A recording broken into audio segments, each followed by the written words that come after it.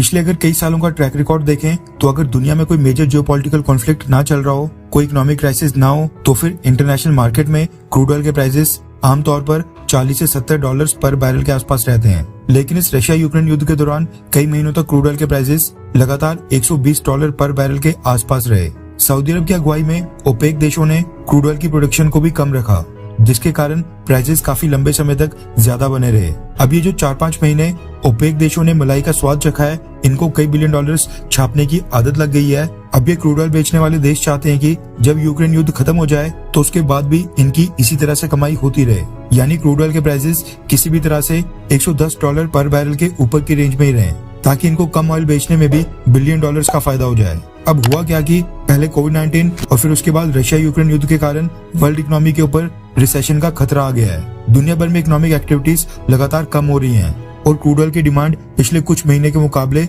लगातार नीचे गिरते जा रही है। डिमांड कम होने और रिसेशन यानी आर्थिक मंदी के खतरे के कारण क्रूड ऑयल के प्राइसेस वापस से 90 डॉलर पर बैरल की रेंज में आ गए हैं। भारत को छोड़कर चाइना, अमेरिका, ब्रिटेन और दुनिया की जो बाकी देशों की बड़ी बड़ी अर्थव्यवस्थाएं हैं, उनके ऊपर रिसेशन का खतरा आज भी मंडरा रहा है। इसको देखते हुए ओपेक प्लस देशों ने 5 सितंबर को एक मीटिंग की। ऑयल एक्सपोर्ट करने वाले देशों के रिप्रेजेंटेटिव्स इस मीटिंग में आए थे और सबने इस मीटिंग में फैसला किया है कि क्रूड ऑयल की प्रोडक्शन में एक सिंबॉलिक कट किया जाए। सऊदी अरब और मिडिल ईस्ट के देशों को उम्मीद थी कि 1 लाख बैरल पर डे के कट से मार्केट में उथल पुथल मचेगी और क्रूड ऑयल के प्राइसेस वापस से 100 डॉलर पर बैरल के पार चले जाएंगे। साथ में मार्केट में एक मैसेज आएगा कि क्रूड ऑयल के प्राइसेस को 100 डॉलर पर बैरल के ऊपर रखने के लिए ओपेक देश और भी ज्यादा प्रोडक्शन कट कर सकते हैं। लेकिन ओपेक देशों की ये कोशिश पूरी तरह से नाकाम साबित हुई है, क्योंकि प्रोडक्शन कट के बाद भी क्रूड ऑयल के प्राइसेस में उम्मीद से ज्यादा गिरावट देखने को मिली है।